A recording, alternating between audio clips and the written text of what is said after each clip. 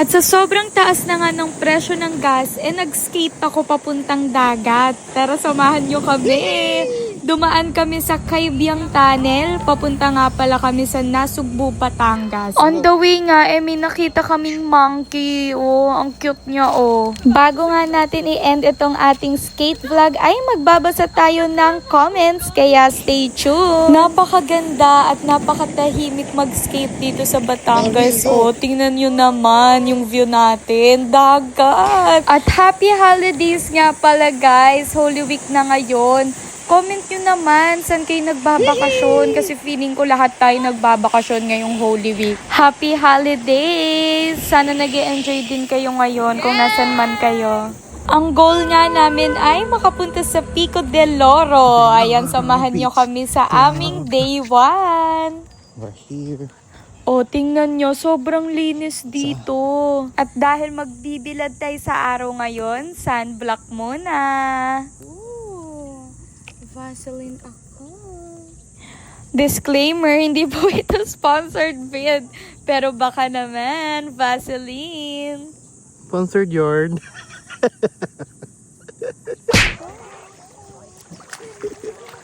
Mermaid.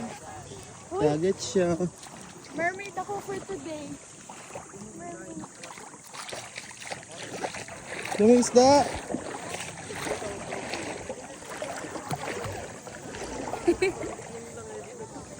Sun, yes, summer isn't over yet. Skinny dipping with your heart on. That's my favorite part. Now we got a kind of one.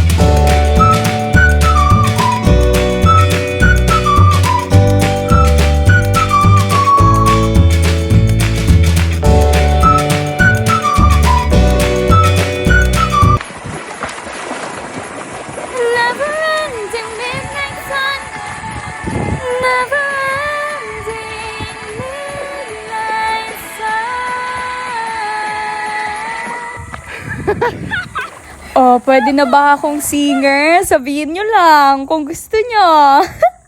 Kumanta na nga pala ako kasi kaka-copyright tayo eh. Sana natuwa yung mga tenga nyo, hindi nagdugo. So, umakyat na nga pala muna kami after ng mga eksena sa beach at nighttime na. Oh, syempre, nakapagpa-freshen up na tayo. Nighttime na. Like we're in Paris. We're somewhere else. Paris. It's gonna turn it getting louder. Another flash shining down at midnight in my mind. We should not it. I didn't know that we were in Paris in an alleyway drinking champagne. Yes, Taylor Swift nga pala, guys. Another copyrighted song tayo. Yeah. Let's go to the beach. Hey, say what they gonna say. What the thing? I don't like. And would you like me when I said my mom?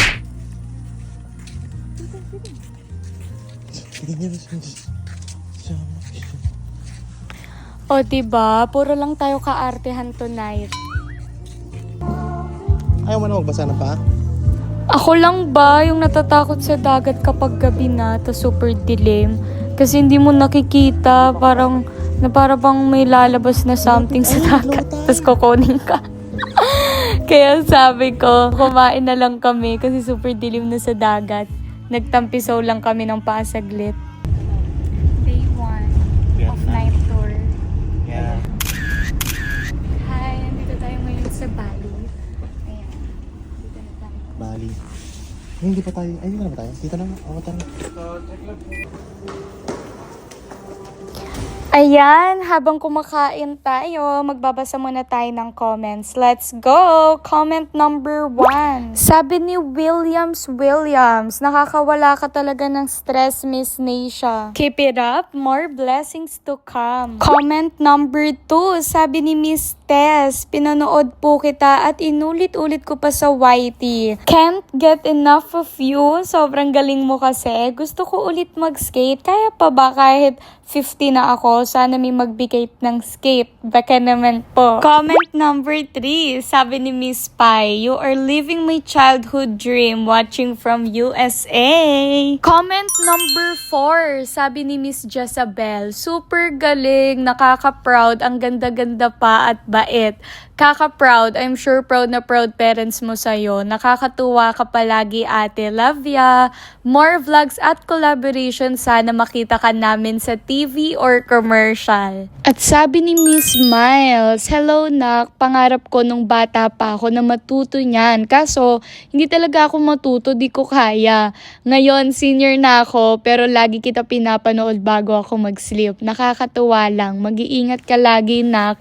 Love you. Aw, grabe naman. Sobrang nakaka-touch naman po yung mga comments nyo. Yes po, you can still learn to skate at the age of 50. Basta with proper protective gears lang po para safe talaga.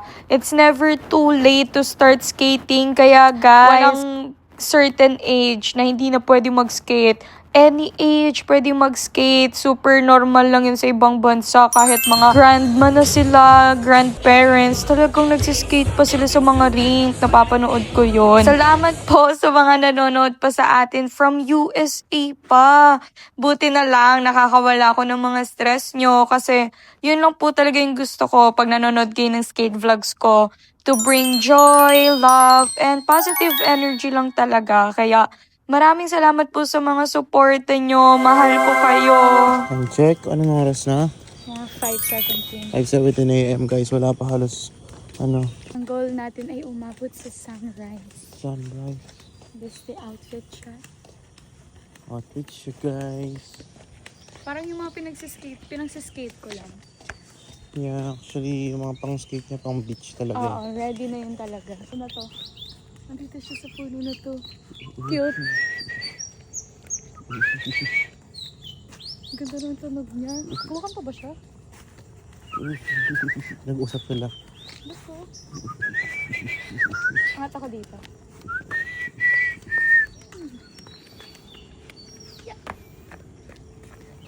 Yun na, pasikat na yung araw, tala. Pasikat na yung araw. Time check. Ano 5:30 na? 5:30. a.m. Wala pang araw dito guys. Inano natin, renent natin yung buong resort for today. At kung umabot man sa dulo, matatanda na tayo. Dito na nga namin ito sa Pico del Oro at naisipan namin gumising ng maaga, as in 4:30 a.m. ako gumising, tapos pumunta kami nito sa beach mga 5:30. Tingnan nyo naman kung gaano ka-peaceful yung umaga sa lugar na to. Oh, ang angelic pa ng mga ibon na lumilipad, diba? Onti nga lang pala yung mga tao ng oras na to, kaya sinulit talaga namin. Sobrang tahimik nito. Ayan, susubukan nga natin lumapit dito sa bird. Baka pwede tayong makipag-friend sa kanya, diba? Why not? Pag-skating na rin natin tong bird na to. Blue yarn. Napansin ko nga kasi na hindi takot sa mga tao tong birds. Like, ayan o, palapit na ako ng palapit sa kanya, pero hindi siya yung natataranta. So, alam mo yun, ibig sabihin, hindi sila na-abuse. Sanay na sanay sila sa mga tao dito. Aww. Ang lapit ko na. Ayan. Inalisan niya na ako. Sabi niya, sino ba tong babaeng to? Lapit ang lapit sa akin. Look. That's so pretty. Ay, makahiya ba yan? Ha? Makahiya. Kaya Introvert sila. Introvert. Yun, The oh, introvert. makahiya. Hala, yung makahiya. Merong purple, oh. Iso mo sa purple. What's that? That's the introvert. That's the introvert. Uy, Makati yan. Ha? Anong Makati? Makati.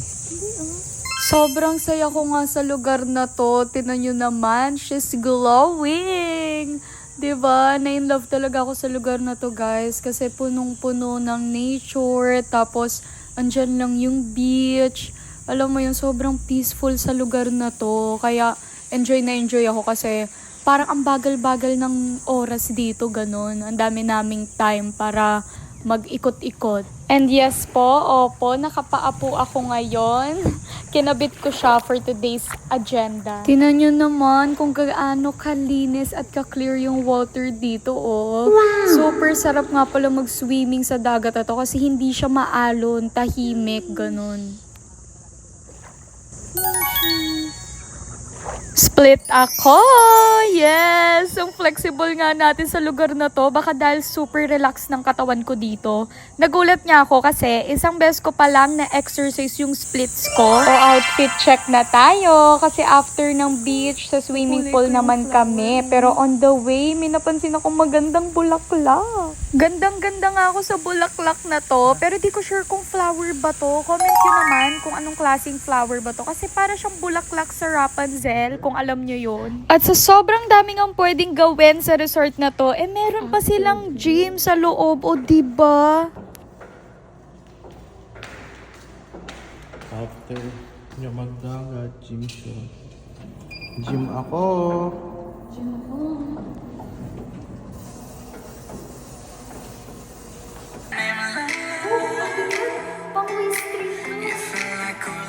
Alam nyo ba, nung bata ako, sobrang hilig namin sa hula hoop. As in, nakikipag-competition talaga kami sa mga kapitbahay namin. Tapos, maglalaban-laban kami, ganun, 1v1. Paramihan kami noon ng bilang ng ikot sa bewang. As in, umaabot kami ng 100, ganun. Ganun yung mga trip namin nung bata kami. Mahilig din ba kayo sa hula hoop? Comment nyo naman. Napapaisip na nga ako nito kung gusto ko na lang ba maglaro dito sa gym o magsiswimming pa ba kami sa swimming pool kasi nag-e-enjoy na ako dito eh. Bukod nga sa dagat, meron din silang swimming pool na malaki at malawak, o diba? Andito na ata lahat. Ang perfect talaga ng lugar na to. Hindi po ito sponsored or collaboration with Pico del Oro Beach, ha? Sinishare ko lang yung personal experience namin. Pero baka naman, Pico del Oro Beach, just send me an email. Ganun. So after namin mag-swimming sa pool, nag-lunch na kami nun. At nagpahinga na muna. Hindi na ako nakapag-video. So eto, mga 5:50 PM na nga ulit kami nakababa. Ayan, sunset na. Diba? Ang ganda. Ito talaga yung isa sa pinaka-hinihintay kong oras dito, yung sunset vibes. After nga nito ay nag-enjoy na lang kami at last day na natin. Jet ski ako. The jet ski siya, guys. What if take 7 minutes tayo? Pwede. Ikaw mag-dego na tapos ako na din. Take turns tayo. Let's go. Okay, wait, sir. Sir, bali, pabasa muna natin waiver bago tayo mag-sign po. Ano ba? Tapos po yan, life lesson din siya. Ayan, basa-basa muna tayo ng waiver bago sumakay ng jet ski. Let's go! Hindi siya life jacket. Dapat sakto. Ay, parang hindi pala. ML lang. Okay na yan. Manid na yan sa ilalim. Lagay tayo life vest. Ayun, nagpalit nga ako ng yellow, guys. Kasi feelingera ako. Kala ko kasya sa akin yung green. Ang sikip. Ito naman po kayak area yung may Ay, bali, ito po, no? Yung may yampong gitna. dalawang floater, ma'am. Dilaw po dito pero pula po doon. Ah, Ito for dalawahan to. for dalawa. Pinaiwan na natin. Asa kuya? Papa-video rin po kami. Okay lang kuya, pas zoom mamaya. Pero pagkatapos Jet ski na tayo. Ayan, siya muna yung pinag-drive ko kasi siya pa lang yung may experience. So, papanoorin ko muna siya paano mag-drive ng jet ski. Let's go! Ang layo na namin, no? Super sarap nga pala ng hangin. Sayang, ito lang yung POV namin. Wala pa kasi kaming 360 camera. sir. Stop. Red button sir, red button. Hindi sir, sa kamay nyo sa kaliwa. Yan. Ayan, ako naman yung magdadrive. Jet ski ako. Let's go. Ayan no, ang layo na natin. Kaso tingnan nyo, anong nangyayari sa amin dito? Bigla kaming nagka-aberya, guys. May tumutunog kasi sa jet ski, nagwa-warning siya. So, syempre, kinakabahan ako nito. Kasi tunog ano siya, parang sasabog, ganun. So, balik kami kay kuya. Ayan, may ilo-long press lang pala. Nawala na yung warning na sound. Let's go! Ito na talaga yun, guys. Lalayo na tayo. Wow. Diba? Ang layo na natin. Ang saya pala magmotor sa dagat. Ganito pala yung pakiramdam, diba? Pwede ka magmotor dito kahit wala kang lisensya. Sa dagat pala dapat. Tahimik lang. Ang ganda pa ng view mo. Wala pang traffic pag dito ka nagmotor sa dagat. Sayang nga kasi ang layo lang nung POV nyo. Ayan. Kung may 360 cam na kami, nakikita nyo sana. Ang ganda sana nung POV natin. So, baka naman 360 cam. Sobrang sarap nga ng experience sa jet ski, guys. Ang sarap nung hangin. Next time, pagbalik namin, tig isang jet ski na kami dito. Tapos, sabi ko, tig 30 minutes kami. Kasi parang ang bilis lang ng 15 minutes pag nasa jet ski ka na. Bike tayo? Or ligo muna? Kamusta? Saya. First time niya. Yeah, masaya lang. Mas natatakot ako pag nakaangkas. Nagpapanik ako. Umaalog kasi sa likod eh. Si Kuya. Hello. Sige, go.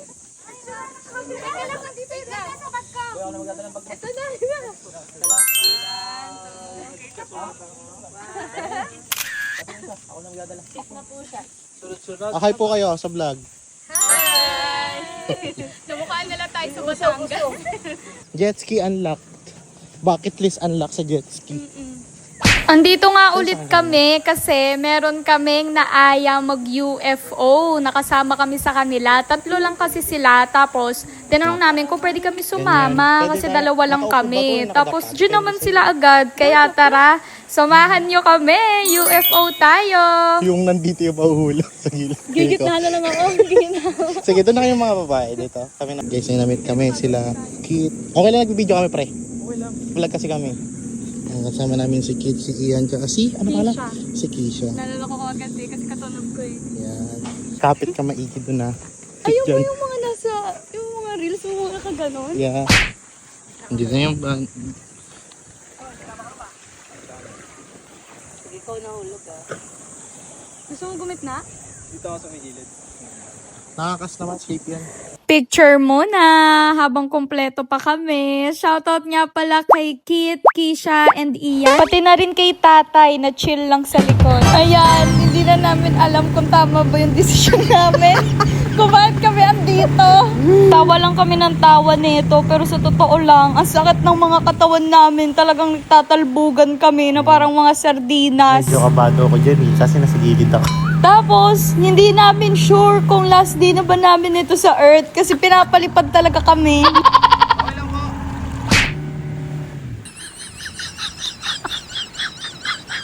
Perfect. Namumula yung mga kamay. Ay, basa. Lasad. May unting waterproof na. Yun. Kamusta? Tingnan kami. Mga kamay namin pagkatapos. Walang talaga. Namumula. Walang Inisip talaga ko nga yung namin. ano ko eh, nail extension ko eh. Baka may matanggal na isa. Tingin, kompleto pa? Kompleto. Kompleto. matibay. Nagkakaipitan na pag nasa gitna ka may ipit ka. Yung kapit ko, ganun eh. Siguro kung nabitawan ko yung kahit saglit. Laglag tayong dalawa.